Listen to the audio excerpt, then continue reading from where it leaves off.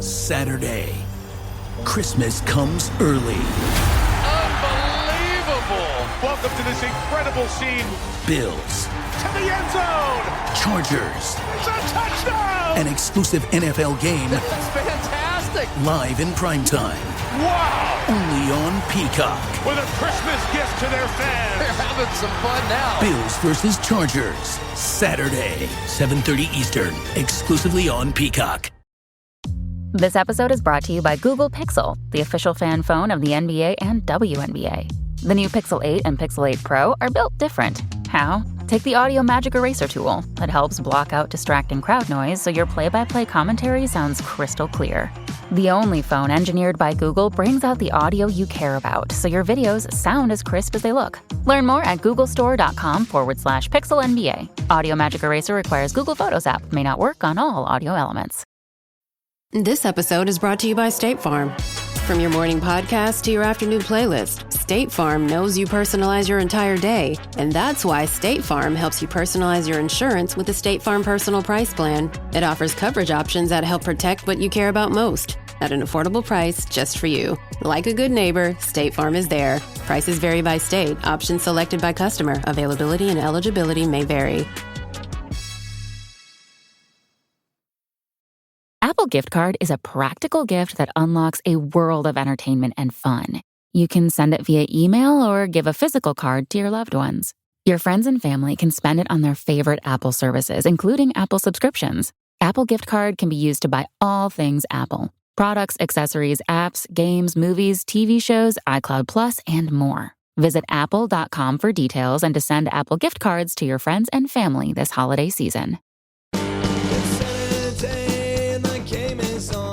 We know that MLS and USL aren't big fans of each other. No. But that's why I think that there's a posturing game going on somewhere. MLS is threatening someone by doing this, or, there's a bad blood somewhere that has created this, as opposed to like, oh, it's just there were too many games. That's why we're not doing this. Yeah, because again, I think you could have solved that by increasing the roster and allowing more people coming up from the 2 team or whatever.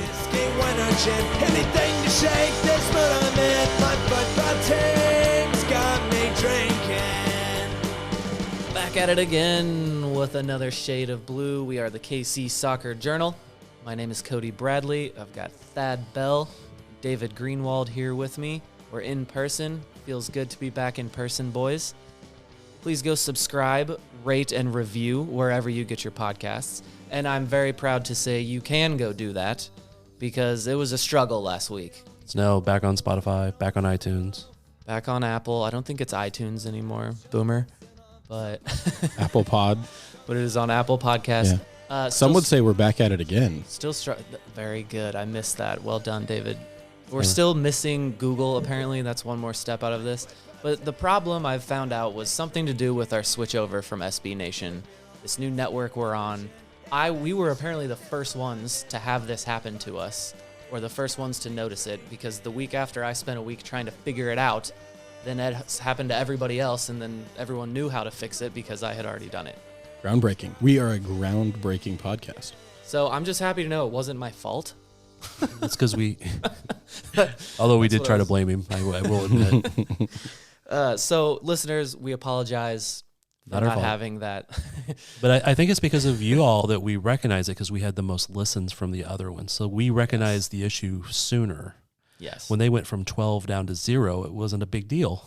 Yeah, all those NFL and baseball pods that get thousands and thousands and thousands of listens, they just didn't see it as soon as we did, because we get so I was trying to build us up there, Cody. I'm the one that's usually shooting you down, man. I got to give you credit on that one. But there is plenty to talk about in the sporting KC world, or soccer in Kansas City. A couple signings, some off-season news, and then the bombshell on Friday that MLS dropped about the Open Cup. So let's talk about these new signings first. Alenis Vargas, they brought in a 20-year-old Honduran in April on loan from Costa Rica. And after 6 goals, 5 assists, Thad, they have signed him to a 3-year contract. They did. I was happy about that. I was actually been kind of predicting that they would bring him up. He Looked good for the 2 team. He is still really pretty raw. I mean, 20-year-olds actually should be a little more polished at this point. If I remember correctly, he didn't start playing official, coached, real team soccer until quote-unquote competitive soccer. Yeah, like till mid-teens or something. Until he was 16. Yeah. That's crazy. The guy's been technically only playing for 4 years. But he is fast. He has a nose for goal, which is a good thing. So I think on the wing, man, he will be. I've been told he's as fast or faster than any Sporting player in recent history. That includes back past Gerso. Wow. Because Gerso could burn. Gerso was quick. Now, if you watch some of his highlights, doesn't get that full breakaway speed sometimes because he's still trying to control the ball. Exactly. But he's pulling away from people as he's struggling to control the ball before he can just get a good run going. So that if they can refine his technique a little bit, the guy could be super dangerous. Well, if you guys remember, he's the one that most Sporting Kansas City fans would have seen the highlight of his volley, like a half volley overhead kick type thing. And so that's what I knew. I just knew the name from that. And then I saw a compilation of all of his 6 goals. And I won't lie to you, I saw them and was a bit underwhelmed.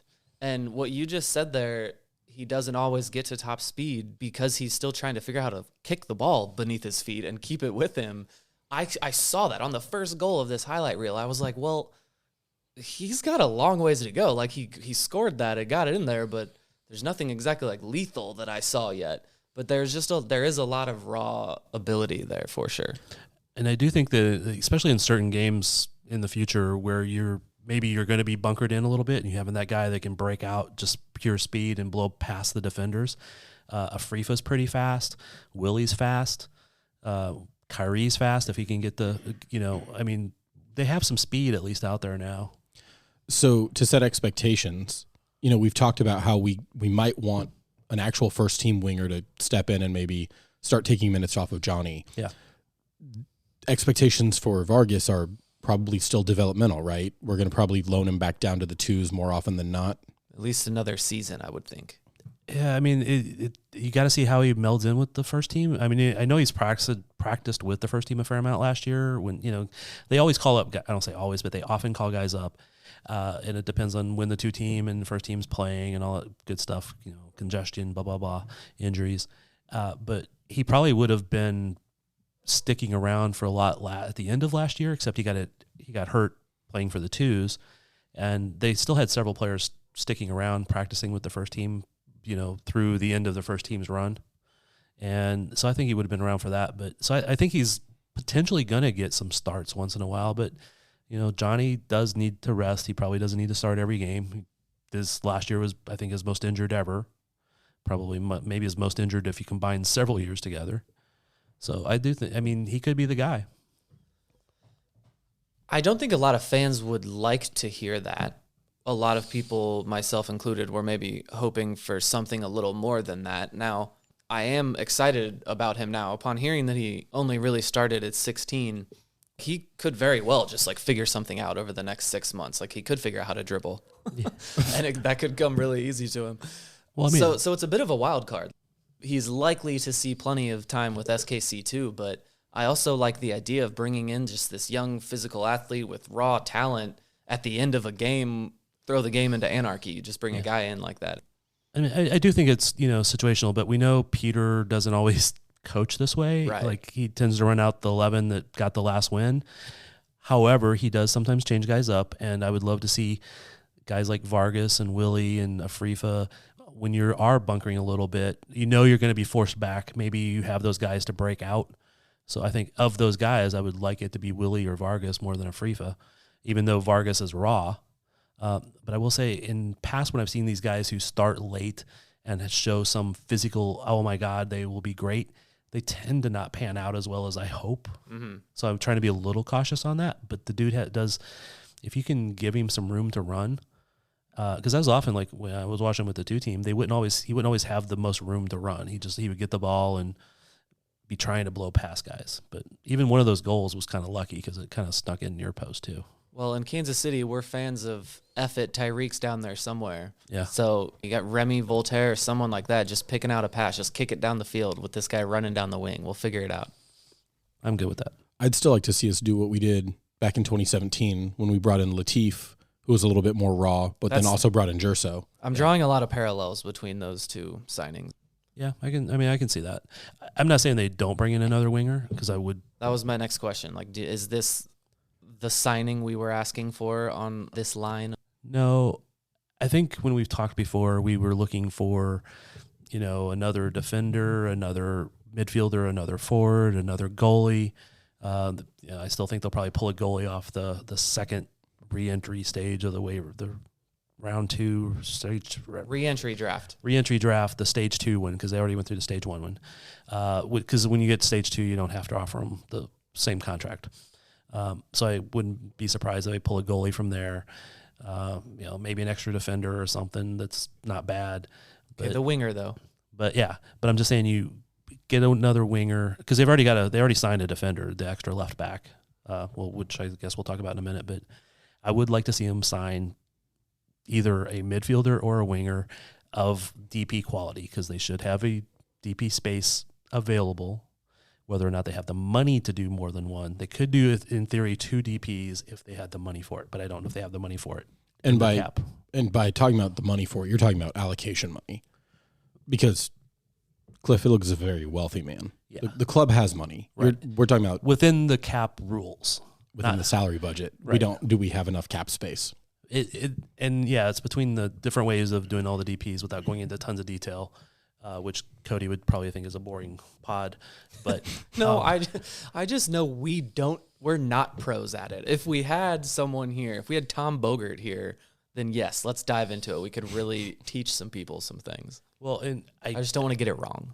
I could dive into it more, but again, I would want to have prepped for doing that for this pod, which I did not do exactly.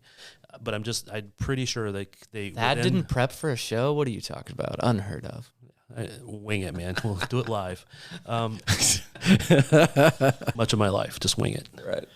But I do think, just within the constraints of how the salary budget works, the cap, the DP rules, the allocation money, all this other stuff, I do think that they have room to do 1 DP for sure. And they might have, who knows, a U22 spot open. You mentioned the defender they brought in, Zoran Basong. How close is that? Did I get that? I have no clue. We have no idea about this one. Canadian left back, though. Yes. Had some time with the youth teams. Had a little bit of time in MLS.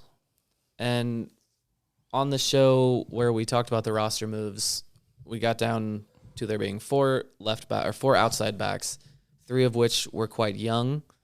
2 of them very exciting, but still technically unproven. We've got high hopes for Jake Davis and the Cavs of Logan and Denbay. But if you're building a roster, there's still a bit of a question mark there with those. So is this just a depth signing there? I think so. I think Tim is the, obvious starter at left back right now until Logan is back. And that, again, coming back from a knee injury mid-season, getting into shape, getting into form is all going to be questionable. So I think this guy is a fill in the time for Leibold when he's not ready to play or hurt or needs rest. And then you got the other side with Jake and Caden. So hopefully Caden's hamstrings have been repaired somewhere along the line. David, we're going to talk about Gadi Kinda here in a second, but you missed that show where we were doing our roster moves episode. What do you think of the back line as it stands right now? So I'm very high on Caden Pierre, even though he missed an entire season. We like KP around here. I liked watching him drive the ball forward, carry the ball forward into the midfield a lot. I guess that was 2 years ago now. I think between he and Jake, I'm very optimistic with our right backs. I loved what I saw from Logan before he got hurt. Tim Leibold, I think, is an adequate left back in the meantime. I'd like to see us add like a true third center back, somebody who could actually push Danny Rosero and Andre Ufantis for playing time, because Rosero, who I think is a pretty good player, sometimes plays just on the edge. Wow, isn't that's a shift from your previous rhetoric of him? No, I think Robert is more anti-Danny Rosario than I am. But is Oh, no, I thought you were saying Fontes. You know, I don't think my opinions on Andreu are secrets. But I think it would be good to have somebody who could push them for a starting spot. Yeah, and absolutely. Would love to see somebody come in, especially after we didn't re-sign. That helped me out. No, I want to let him sit. I'm just kidding. Courtney Ford. Courtney Ford, thank you very much. So Jake Davis or Caden Pierre? I mean, I think based on how they performed, you got to give it to Jake and force Caden to take the spot from him. Or I wonder if he could compete at left back. Jake or Caden? Either. That does Caden Pierre maybe have a higher ceiling at the position? Having like played it longer. They play so differently. Yeah, I mean, They do. Caden's fast. He's got the speed to get down and cross it in, and the speed to get back. And I've seen him make some spectacularly wonderful tackles, and with the academy and with the 2 team, even with the first team. Jake is a little more Roger Espinoza-esque, gritty. Yeah, I mean he's never out to like really kill anybody, but but just less like flash and show and skills, and more just like tough and hard worker. And the one positive and drawback with Jake, because he just has to know when to do it correctly, is he has a little bit of the Zeusy in him. Is that when he goes forward, all of a sudden he'll cut through the middle. And I've seen him completely on the left side. Like, okay, you dribbled the ball all the way over there. Now you got a long ass run to get back to right back, man. But he was doing a great job towards the end of the year of making like strong overlaps, underlaps. And the thing about Jake, you know, Caden is fast. I don't think Jake can beat him in a race. No. But and so Caden's got great recovery speed and catch up speed. Jake is so good using his body and using his physicality to win positioning. He frustrated Sam Adeniran so many times just because he's so smart with how to position his body and he's so strong. He earned those cheap shots from St. Louis, the kick and the headbutt. Yeah. And he's a pest, and I mean that in the best possible way. I appreciate it. I'm excited for that battle this year, those two. Me too. I do wonder if one of them can slide over, though. I'd say if one of them can, it's KP. Yeah, I mean, it's tough taking a right-footed player and putting him on at left back. And do you do that? Like, is Tim Leibold not good enough? Is he at a level? I do think he's good enough. I do think he's good enough. I give him probably more credit than some people do because, like, I mean, you said he's all right. I think he's actually pretty good when he's healthy. Yeah, his experience and he's maybe not as strong a defender at times, but he's good at moving the ball and getting up there and connecting with people. However, again, everybody back there except Jake right now has got to prove that they can be healthy. Right. So I just see KP as being a possible alternative to the left side. I would have said that more so until they got an actual left back, but Zorhan, don't mess with Zorhan. I mean, I suppose you could, if Sporting changed the way they played a little bit, instead of taking a left back to bomb down the left flank and then whip across into the middle, if you inverted the fullback and had KP cut into the middle where he was on his dominant right foot, maybe. And that is again, when we talk about all this, it is the wingers.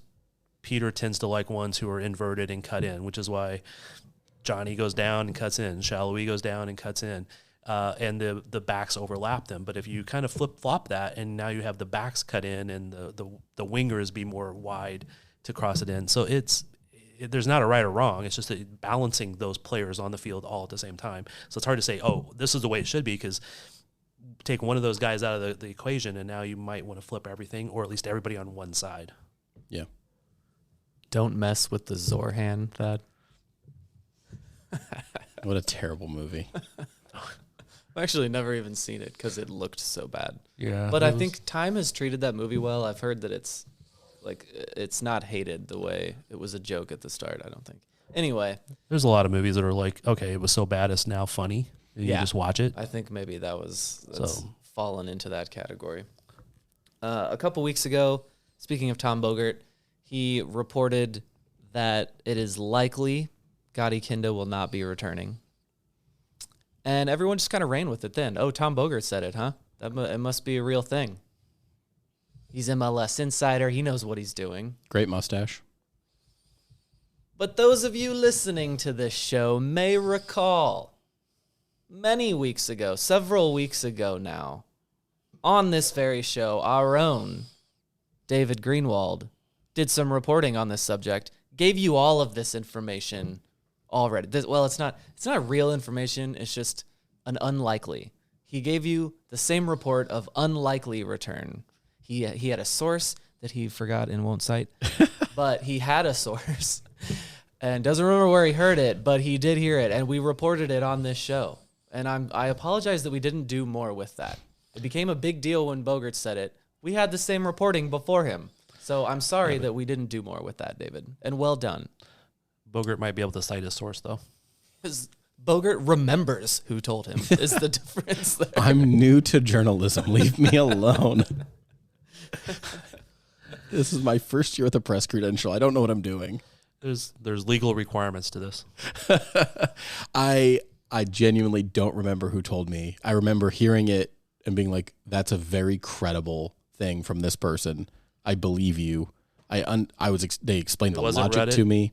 It was not Reddit. It wasn't X? I don't have Twitter. Cauldron Facebook page. I don't have Twitter. Facebook? I avoid Cauldron Facebook. Snapchat? I don't get on Reddit. Snapchat. Yeah. I think Polito might have snapped me.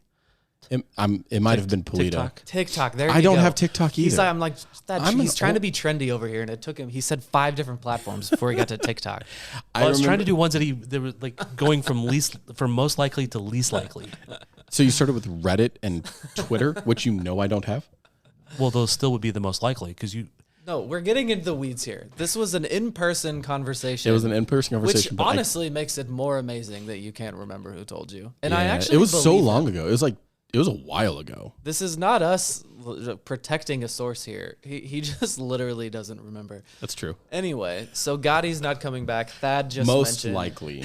Most likely. Just say you can't reveal your source. That You don't have to go to makes it details. sound so much better. If it's you say who that. I think it is, I don't think I can reveal my source. But I'm not it's even unlikely. confident enough. It's in that. unlikely you can anyway. So you should have. So you're not going to take ownership of this resource? All I'm going to say is that dancing around it. Should we move on?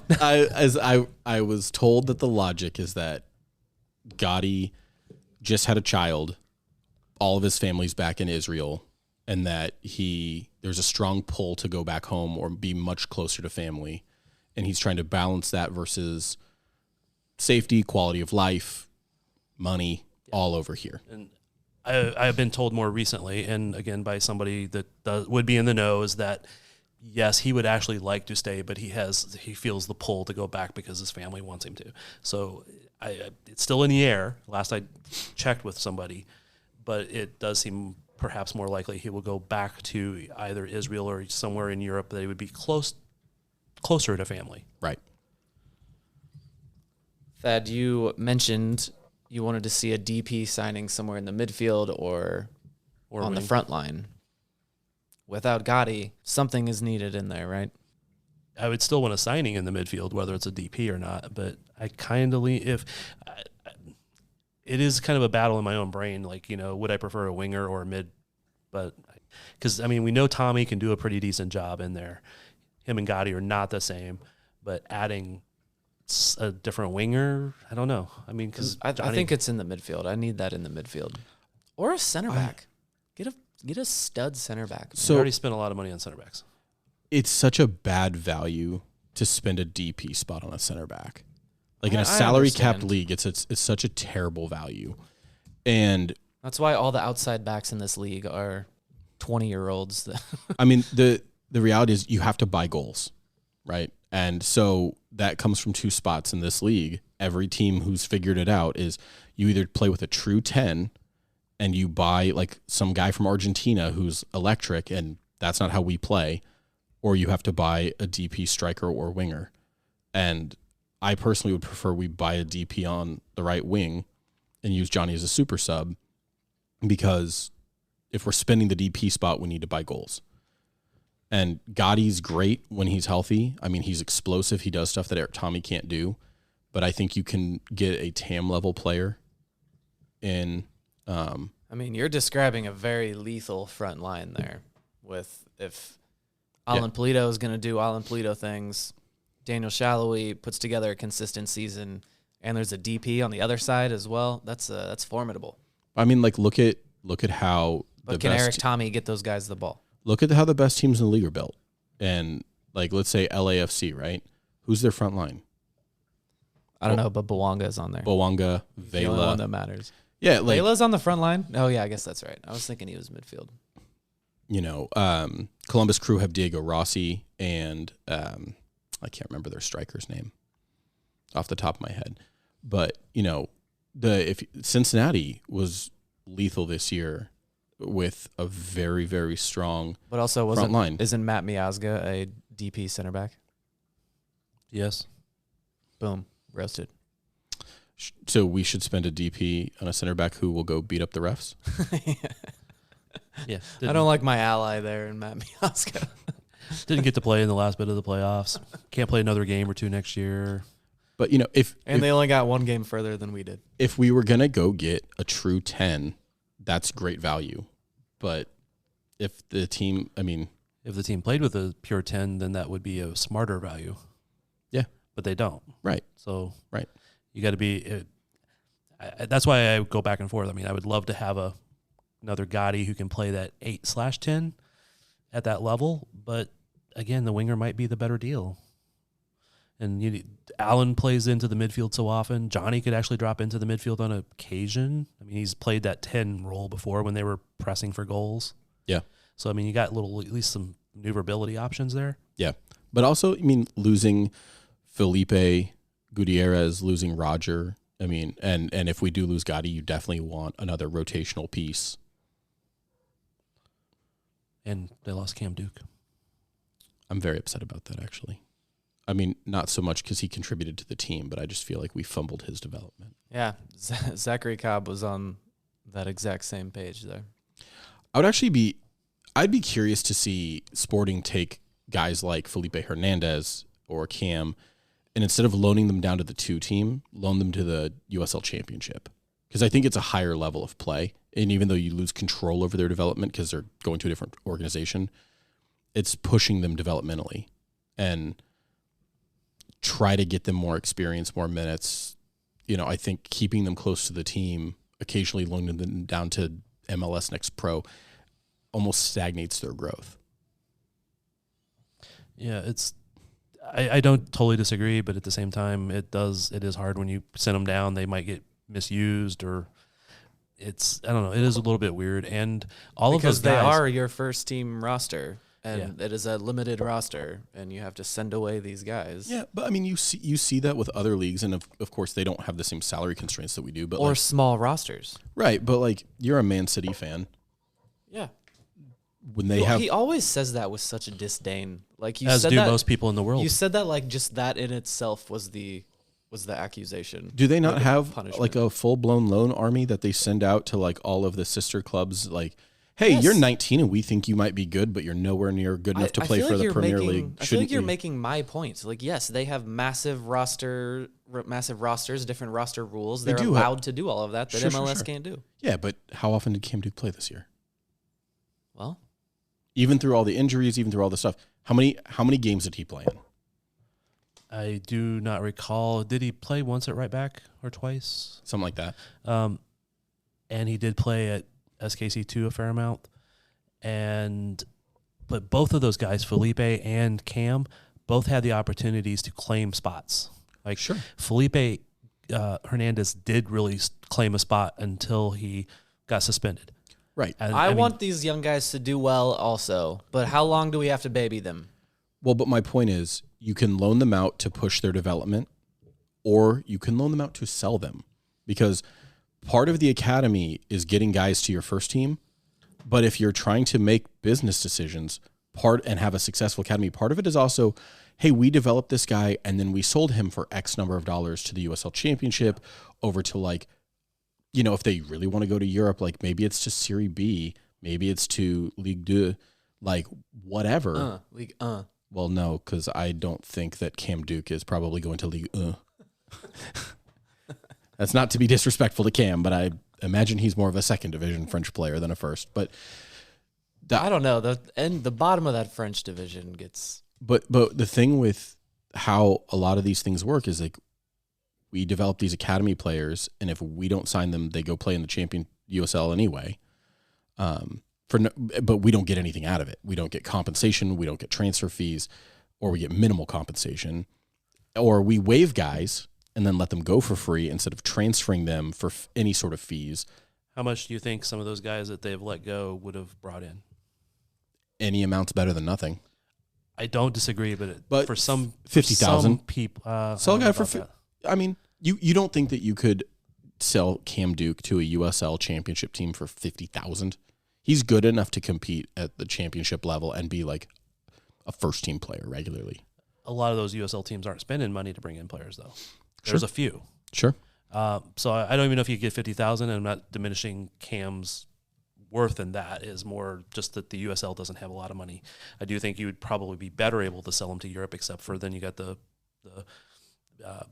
passport issues and international rules with various leagues, which I don't know all of them. So that would come into play.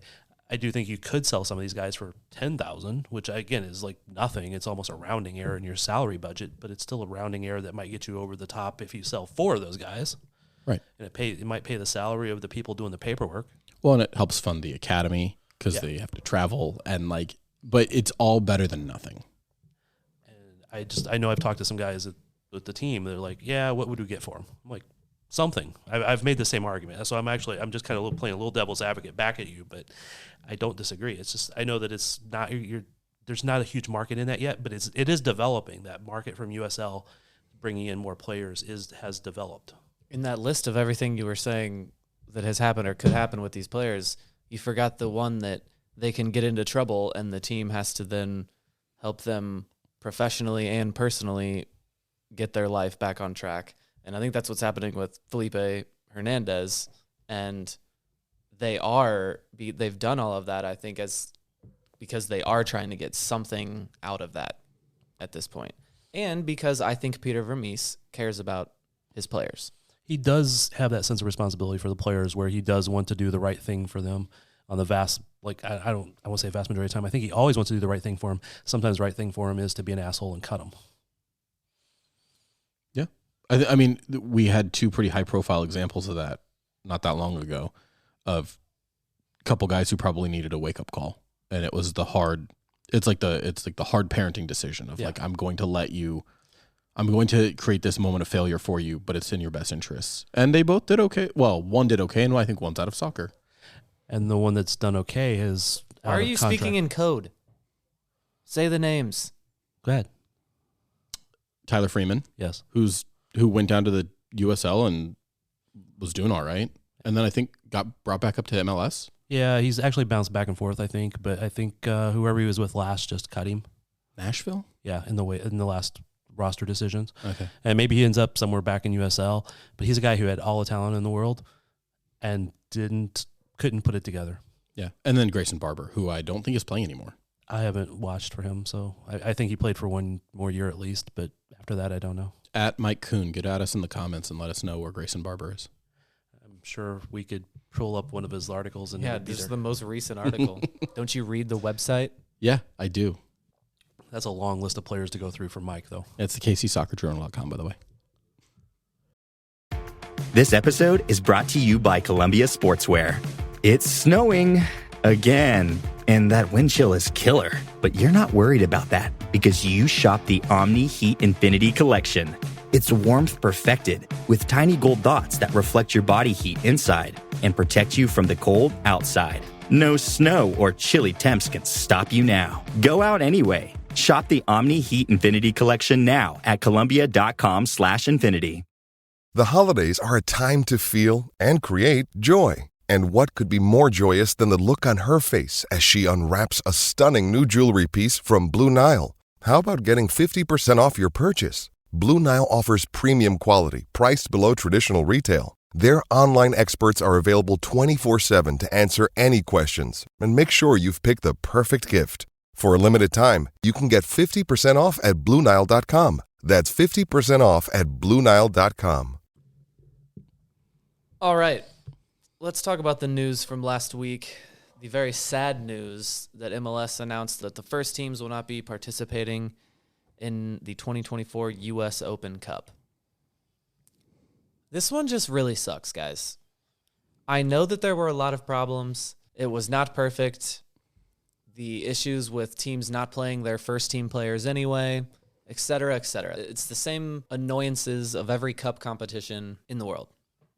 So, it's terrible. It's really bad. Is anybody happy about this? Is anybody other than Don Garber? Well, is he actually happy about this? I mean, I don't even want to put thoughts into his head. I mean, maybe he didn't want to do this. He just thought it was the best way to go forward. I've seen the argument that it's Garber just wants money. It's all about money. He doesn't care about the league. And I don't think I subscribe to that. I think it's crazy to say that Don Garber does not want the future of this league to succeed. I just think he's bad at this. He makes wrong decisions. And that I'm fine with. This is a bad decision. I don't want to be the guy that's defending Don Garber during this. But, come on, Thad, that guy cares about the league. He cares about soccer, doesn't he? I don't know how much he loves soccer, but I do think he cares about the league because he's the boss of it. I mean, of course he wants it to succeed. And in some fairness, do we blame Garber or do we blame the owners? Because this came out of the ownership meetings, right? Yeah, well, isn't the argument that this was supposed to alleviate fixture congestion because of the Leagues Cup?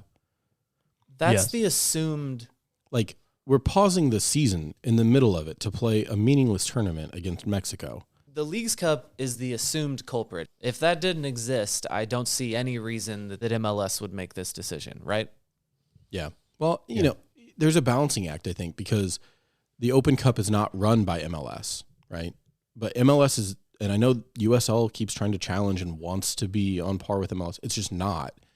But the ownership groups of MLS ought to be invested in growing the game. And early on, when you had guys like Lamar Hunt, they really were. The idea of having MLS teams playing the U.S. Open Cup is good for growing the lower leagues of the game. I mean, 2 years ago, we had Union Omaha come down. That was a blast. They were fun. They filled the stadium. They were great, and they were good fans. You know, they were really cool to interact with. They supported their team. It was really impressive. It was super fun. That's what the Open Cup is about. Mm-hmm. The Leagues Cup doesn't have that same energy. I mean, Chivas filled our stadium, but there was no camaraderie. There wasn't it was just a different thing. And I personally would prefer to see the MLS teams go to the smaller stadiums because, you know, we play Omaha on a Wednesday night. Children's Mercy Park isn't going to be super full. But if Sporting KC comes to town, if they go to Madison to play Forward Madison on a Wednesday night, that place will be packed. Yeah. And it's good for those teams. They make money. It grows the game, which is what we should want. I think this hurts us. So, David, you were talking about the owners specifically. And this does come from MLS, but the owners had to have all been in agreement on this. Maybe not in agreement, but there had to be a lot of them saying, look, we're not doing both of these, or we can't do this many games anymore. Something has to give, and we're leaning towards the Open Cup. Do the owners of Sporting Kansas City, do we think they were no, we don't want to do the Open Cup? If we have to drop the Open Cup? I don't know if they were asking for that sort of thing, but I think it may have come down to, if we're going to do all these competitions, we have to grow the roster. Because that's actually one of my disappointments of this is make the roster larger, make it deeper, make the salary cap a little higher, and so that you can bring in another 3 TAM level players that now you can play these multiple competitions without having to run guys into the ground as much, although we know some coaches would still do that.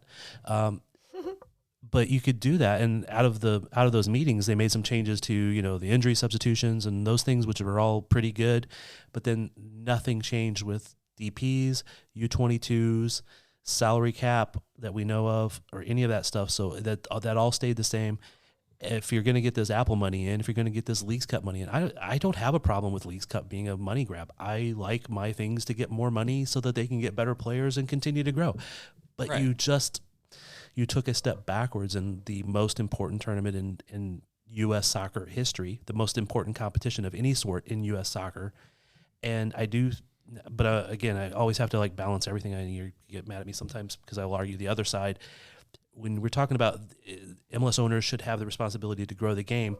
Well, if I own the largest burger chain in the United States, why should I help the other burger chains? Why should I go to a cook-off competition against them and possibly lose? Why should I help them get fame? Why should I help them grow? It doesn't help my business. Well, so my answer to that, specifically, this analogy, Good. is that barbecue's already popular. Everyone loves barbecue already. If you're in the game of soccer in this country, there's a certain onus that you feel. There's a responsibility that we all feel to grow the game. We all want to grow the game. This is the one place in this country that we have history in this game. And I know there are things that we're not aware of that maybe led them to make this decision. They felt like they're in a tough spot. You know, like you said, maybe Garber's not happy he had to make this decision. It just really sucks as a fan that this is what they landed on. I'm sure it was a tough decision for them, but I'm also sure they could have figured this out. There's money to be made elsewhere. Figure out something with the Leagues Cup, make it shorter, make it an off-season tournament. I don't know. But this is our thing, the Lamar Hunt U.S. Open Cup. There's so much history with it. It's such a beautiful thing. It's the cup competition. That's one of the most beautiful things in the sport of soccer in any country is the cup competition. For this to be taken away is so sad. Call me that fan that's not in the real world or whatever because I don't have a solution for what they should have done. But I don't care. I'm a fan. I like the Open Cup, and I wish they would have figured something else out. I mean, the narratives are great because, like, I think it was last year, like a beer league team of like former college D1 soccer players, like played, I think, DC United. Yes, and how great was that video? How much fun was that? Competitive for like 30 minutes before the wheels fell off. But like, it was a bunch of beer league guys. Like, and did you see the video this week? The team in the 6th tier of France had a couple upsets and got into the round where top tier teams come in. And there was a video of them finding out that they're going to play PSG. And it's just some guys that is effectively a beer league in the 6th tier there. And it was, you have to smile watching that video. It just makes you happy. It's a beautiful thing. Tottenham played 8th division Marine FC one year. And like the SB Nation blog for Tottenham bought a shorts sponsorship for Marine FC. What? I didn't know they this. pooled money and they were like, so like cartilagefreecaptain.com, free plug for them, had like an advertisement on the back of the shorts. And it like, that's the beauty of the competition. That's what's cool about it. But to Thad's point, the reason you, in this instance, want to give advertising to your opponents, right, to your competitors, is that MLS wants to grow the game. They need more fans, right? Because as soon as the Apple deal is up, it's time to renegotiate. And between the World Cup, between the Copa America, and then the idea of like taking an MLS team and going to one of the towns that doesn't have an MLS team, playing in New Mexico, playing in Phoenix, playing in Madison, Wisconsin, that somebody be like, man, that Johnny Russell dude, like he was awesome. I know he beat us, but like Sporting was cool. That might be my team. I might tune in. And it grows the game. Some of those Union Omaha fans were Sporting fans after that. Like they saw the team, they learned the players, and it's just, well, if I have an MLS team, it's Sporting. And well, actually, a lot of them were already Sporting fans. They already fans. were, yeah. Because they were close. But also, Point like, stands. we had so many great interactions with them as fans that, unlike some MLS teams. But that way you can maybe get somebody and change them and make them a fan. And the more eyeballs you have on the product, the more money you make down the road when you're renegotiating the rights. Now, we should note, I haven't said this yet, that they are saying they're going to reevaluate this after this season. Yay. And maybe they do. But again, one of my complaints against it is they didn't take the Canadian teams out of the Canadian Championship. Right. And so if the same rules apply, why did they not do that? I mean, I know they don't actually play any real competition up there. I mean, there's only one game that, like when the two of the three MLS teams finally meet each other, that's the only real competition that happens. After that, though, it's the rest of them are just really minor league teams. Well, and that point is why I think that there's like something nefarious in there. Bad blood between Garber and someone with U.S. Soccer or at the USL, we know that MLS and USL aren't big fans of each other. No. But that's why I think that there's a posturing game going on somewhere. MLS is threatening someone by doing this, or there's a bad blood somewhere that has created this, as opposed to like, oh, it's just there were too many games, that's why we're not doing this. Yeah, because again, I think you could have solved that by increasing the roster, and allowing more people coming up from the 2 team or whatever. But because one of the things I do hate about this is now a USL team should have free, should be able to get into CONCACAF Champions League or CONCACAF Champions Cup. Yeah. And they'll be like, oh, see, we're awesome. Yeah. Because they did say that the winner, as it stands now, the winner of the U.S. Open Cup this year will still get. Yeah. Because, that would have to be CONCACAF changing that. And why would they change that? Yeah. I know you got some coming out of the Leagues Cup, which is fine. Again, I don't hate the Leagues Cup. Everybody's like hating the Leagues Cup even more now. It was actually very enjoyable last year. It turned out to be kind of cool. Yeah, I hate that Messi made that fun. Did Messi kill the U.S. Open Cup? Oh, my God. Pele wouldn't have. I was going to say, I thought David would jump all over that. I do wonder, because I think in the long term, I think that there is a long-term plan to merge MLS and Liga MX to be one league between the 2 teams. What a terrible idea. What a terrible idea. But it would be all the best teams, and you'd probably finally get Pro-Rel out of it. I already do that with Canada. It's an awful idea. I didn't say it was a great idea. I didn't say it was a great idea. I said I think that this is like the long-term plan is to take the popularity of Liga MX, the money-making machine of U.S. media, and keep combining it. And that's what this League Cup is all about, is breaking that ground, continuing to break that ground of making it competition between them, leveling the ground between, leveling the playing field between the teams, and then finally merging those 2 leagues. And again, I could be wrong. I think that's somewhere down the line. At some point, USL is going to go, look, we're the Division 1 in US. Those guys are all some other league. And, they will try to take over the Division 1 status. Well, you're on the right track of it's the money making. They're trying to get the view or the eyes from the Mexican fans on this league. I don't know that the end goal there is to combine the 2 leagues, but it's just when you look at the number, like they have to try this as the marketing department, the growth of the league. It's just, you have to try to get some of the eyes from the Mexican league onto this, because for whatever reason, we've talked about this before, but Americans just do not watch MLS on TV. There's like the regional aspect. We care about our own teams, but you don't care to watch Columbus versus whoever over in the Eastern Conference. Especially now that they made it harder to watch the same league. Exactly. So for whatever reason, MLS does well in this country, but it doesn't do well on TV ratings. So, and Liga MX does. They watch it like crazy. Their casual fans watch it like crazy. So they're just trying to get a fraction of that. If you can move the needle from the Mexican fans in any way, a fraction of it from them is going to be a big number for the current MLS viewership. A flight from Vancouver to Puebla, Mexico, which is the furthest south team in Liga MX, it's an 8.5-hour flight. Man, that's almost Europe. You could almost get to Europe at that. Like, the travel would be so brutal. Yeah, that's pretty rough. Yeah.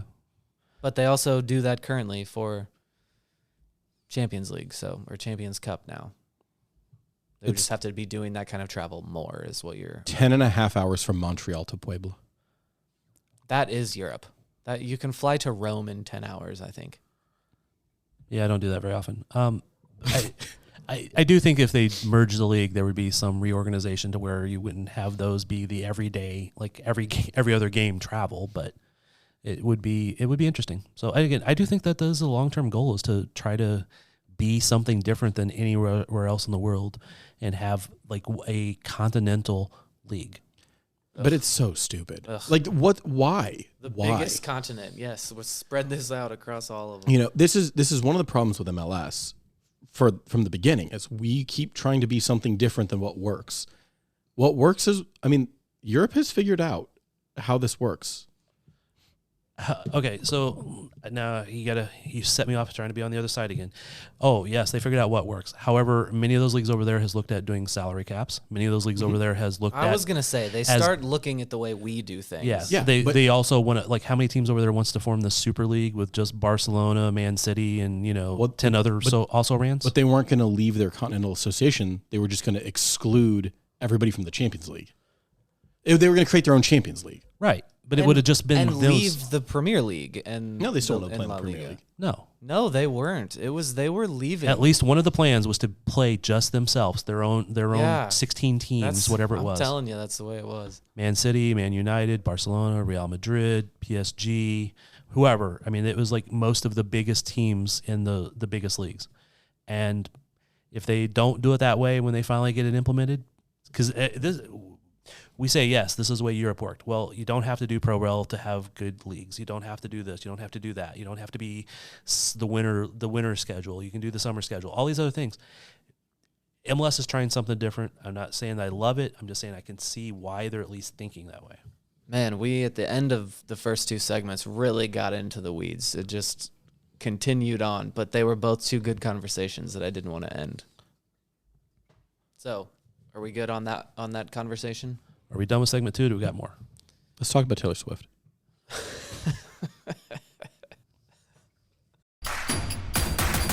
Introducing Royal Caribbean's newest ship, Icon of the Seas, the ultimate family vacation.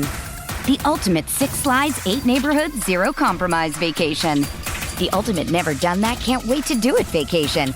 The ultimate chillin' by a different pool every day of the week vacation. This is the Icon of Vacations. Icon of the Seas, arriving in 2024. Book today. Come seek the Royal Caribbean. Ships Registry, Bahamas.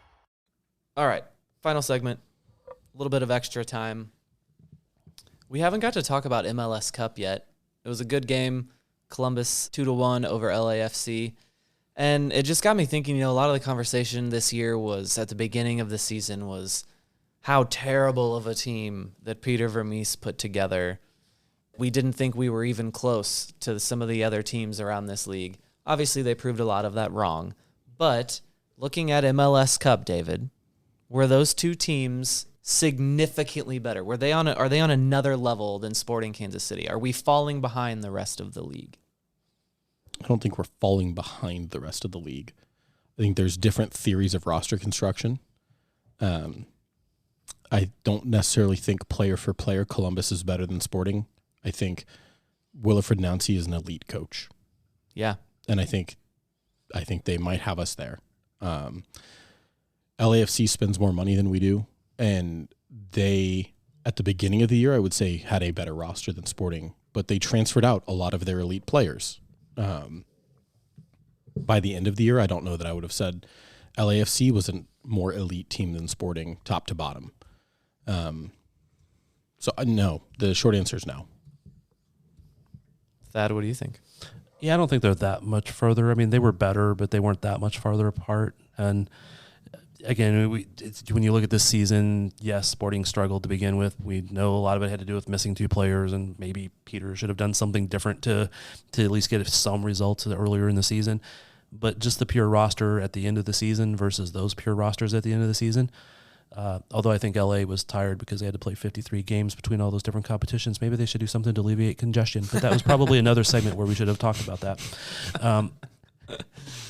But I think that all played into it. And, kudos to LA and Columbus. It was a good game. I don't think they were like way better. I think Sporting could have competed with them. Again, I would love to have been able to see how Sporting would have done in LA if we had a competent VAR official in the Houston game. But yeah. Such is life. We got an apology, sort of.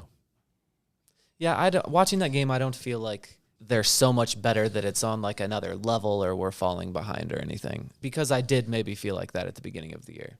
In the middle of those first 10 games, it started to feel like Johnny Russell couldn't do anything. Daniel Shaley wasn't doing anything. It's like, is anyone on our roster worthy of being like a good team in this league? We had that conversation on this show at one point. But that goes back to the conversation we had a few minutes ago about needing to expand rosters and to change the cap, which is that when you have two DPs who are out, when Pulido and Kinda weren't playing, they weren't healthy, it's really hard to compete and to be good. I mean, especially against teams with 3 healthy DPs. Right. And we when saw you lose how much 2 of your 3. Yeah. But we saw how good we were once our record signing striker and, an explosive playmaking midfielder were when they came back. And Peter does go about roster construction a little bit different as when we say 3 DPs, really 2 of them could have been TAM players, and stuff like that. Really, Allen's the only one that's clearly has to be only a DP. By pure roster methods, you could have had a lot of TAM players, but that's kind of how he's done it. He's had a lot of guys who were above the DP level, pure money, but bought down by TAM, GAM, etc. I've always thought that was, he has those guys that are on the line, even the ones that are listed as DPs, so that if one of these guys they're looking at that is like a badass DP, that they can just on a moment's notice be like, all right, we have enough to buy this one DP down. At least one DP down to bring in another big one. Yeah, which is kind of how they end up with Felipe Gutierrez the first time. Right. It was like they had their midfielder that was going to be the star 10, Johan Krause. But he was within reaching distance to buy him down. Well, I don't even know if he was a DP at that level, but he was but when they said, "Oh, we can get Goody," hey, Johan, try to wing, try left back, try going back to Belgium, please. Johan, what a vibe. Ugh. Try a different haircut. How about the Comets? You got a Comets game tonight, huh, Thad? I do. I'll be headed to the blue turf. I haven't gotten out to see the blue turf yet. Is the team good this year? They are good. They have been. They're 4-0 right at the moment as we speak. But right as we speak, they're in the midst of a 2-game series. Saturday in Dallas against the Texas Outlaws, and back on Sunday against the same Texas Outlaws. They won last night. Much tougher game. The first 3 games they pretty much dominated. They only gave up 3 goals once and 2 goals twice, and then the Outlaws versus the Comets. Like, come on, those names are so much better. MLS needs to be better. I'm so tired of all these Uniteds and City SCs. It's all nonsense. What about St. Louis City SC? Well, I don't know your shtick. I'm sorry for trying. I miss the days of all those fun names. It's very American. We're an American league. Lean into it. But earlier you were saying about how the European has it right. But anyway. Oh, that was David. Yeah, well. Valid point, though. Yeah, kind of. David's giving me a stare across the microphones here. Zach, did I ever tell you that the Zach Reget, am I saying that right? Zach. Thad's also afraid of the last name there, if you didn't pick up. Reget, as far as I know. Reget, okay. The interview with him was, I think, our most listened podcast of the year. Yeah, because he spoke very openly and honestly about his previous life as a Florida Tropic and about the dispute with the coach they had there that ended up sending him packing to Harrisburg and then eventually to Kansas City. And lo and behold, Florida folded, and now all those players are elsewhere. Yeah, that was headline news in the MASL world. It was pretty big.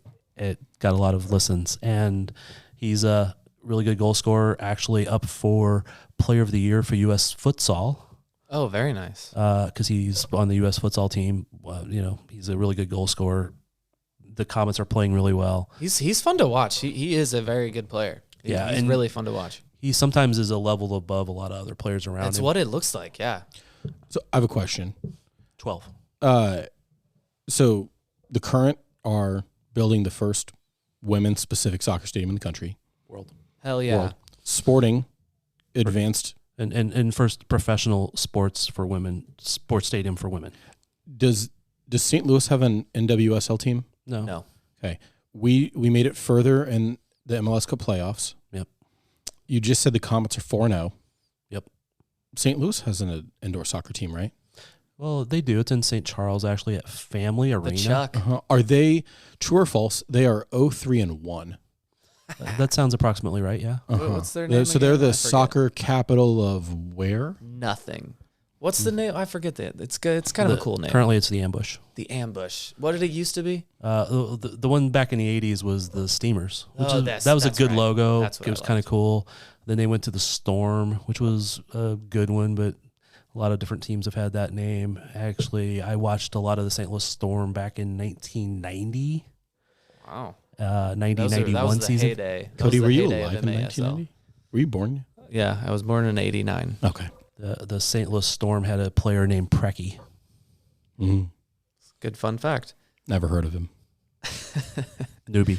Dad, speaking of that heyday of indoor soccer, we've talked about doing a long form podcast of just good evergreen topics. And that is one that I want to do. I want to do an hour and a half long show with Mike Kuhn, who would love to talk about all of that, of just talking about the absolute rock stars that indoor soccer players were back in the day.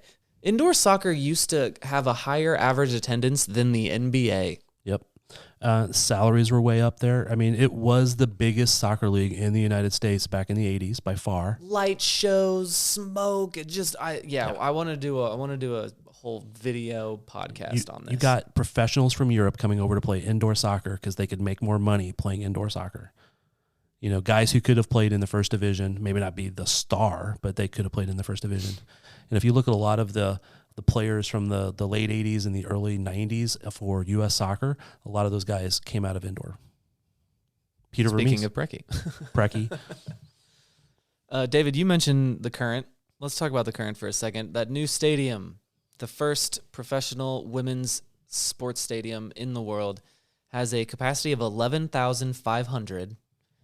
And this past week, or maybe it was the week before, they sold out of their season tickets at 9,500. Correct.